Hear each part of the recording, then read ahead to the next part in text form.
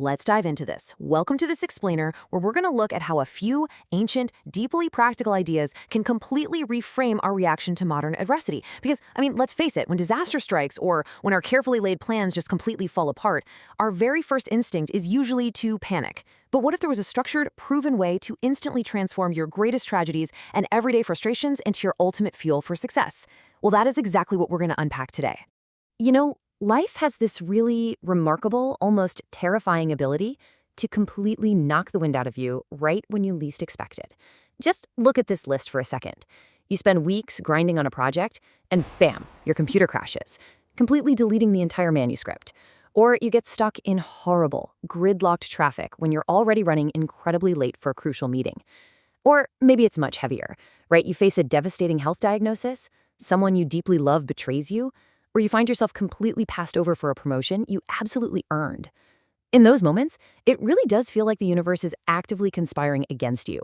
And when life knocks the wind out of you and the deck feels completely stacked, our natural human instinct is to just lose our composure. We feel helpless and utterly overwhelmed by the sheer weight of it all. And honestly, what do we normally do when we feel this way? We complain. We point fingers. We tell ourselves that life is incredibly unfair and that we've been completely screwed over. We let the anxiety of the moment just paralyze us. But here is the brutal truth of the matter. Whining and complaining isn't just ineffective. It is a cancer that makes you absolutely miserable. By obsessing over external events, we're essentially handing our happiness over to the world on a silver platter. We literally torture ourselves in our own imagination, making a bad situation infinitely worse through our own negative perceptions. But wait, let me just stop you for a second and ask you right now. When was the last time throwing a tantrum about a delayed flight actually made the plane arrive any faster? Think about it. When did sitting around feeling sorry for yourself ever solve a single problem in your life? It doesn't. It is a total dead-end street. Well, fortunately for us, there is a better way. The ancient Stoics, and we're talking about people who lived through literal plagues, exiles, torture, and wars, they knew that life was going to be intensely difficult. But they also knew that you do not have to be a victim of your circumstances. You can build what is essentially a mental fortress. They used 3 specific, highly practical tools to instantly ground themselves, strip away anxiety, and completely reframe how they saw the world. So let's break down the first of these 3 tools. Tool number 1 is a baseline framework. You control how you play. When Ryan Holiday spoke to the Cleveland Browns about stoicism, he told the players something incredibly important, and it applies perfectly to all of us.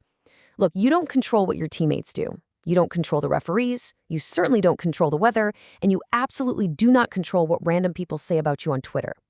All you control is how you play right now. And this brilliantly illustrates the core teaching of the Stoic philosopher Epictetus. He basically said that our chief task in life is to separate what's up to us from what is not. You don't control the outcome, the critics, or the environment, but what you absolutely do control is your effort, your decisions, and the principles by which you operate. If you can just focus exclusively on what you control, you won't just be happier. You'll actually have infinitely more energy to tackle the obstacles right in front of you, all while everyone else is just wasting their time whining about things they can't change. Now, to really see what this looks like in the extreme, listen to this crazy story about how a genius handles sheer disaster. When Thomas Edison's factory caught fire and literally burned to the ground, destroying his entire life's work right in front of his eyes, he didn't weep or complain, no way. He actually grabbed his son and audaciously told him to go get his mother because she would never see a fire like this again.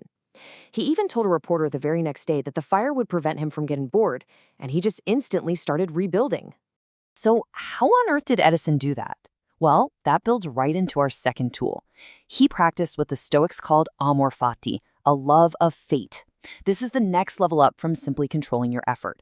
You see, the Stoics didn't just passively accept or tolerate bad things. They actively embrace them. You almost have to repeat it to yourself like a mantra. When the computer eats your manuscript, you say, Amor Fati, I love it. When you're stuck in traffic, when your boss calls you out, or when someone criticizes you online, you say, Amor Fati, I am going to be better because this happened to me. The crucial point here is captured perfectly by Marcus Aurelius. He wrote that a blazing fire turns everything thrown into it into fuel and brightness. Now, I know it might seem a little crazy to say you love it when you face a severe tragedy or lose someone you deeply care about, but the reality is no amount of anger or resentment is ever going to bring back what you lost.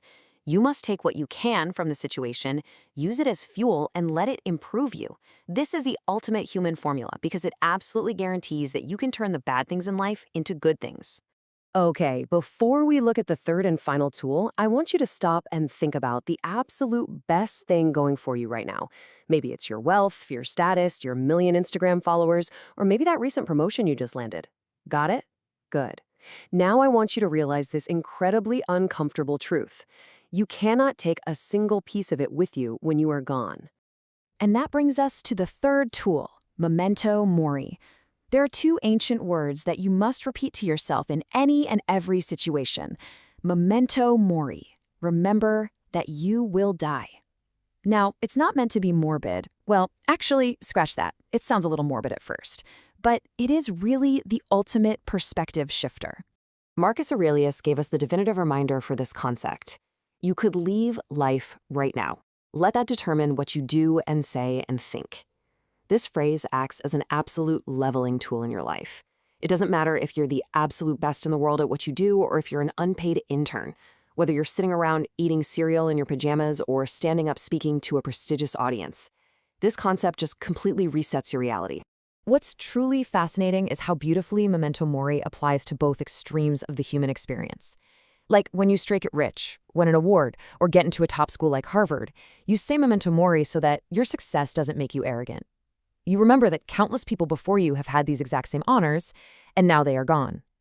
On the flip side, when you go through terrible times, when your flight is delayed, when someone lies to you, or even when you break a leg, you say Memento Mori. Because life is incredibly short, you realize you simply cannot waste your precious, limited time taking trivial things so seriously. It builds absolute resilience and forces you to ask yourself, am I truly living, or am I just wasting time? So, pulling the whole shebang together into the unbreakable Stoic mindset, we have these three distinct frameworks.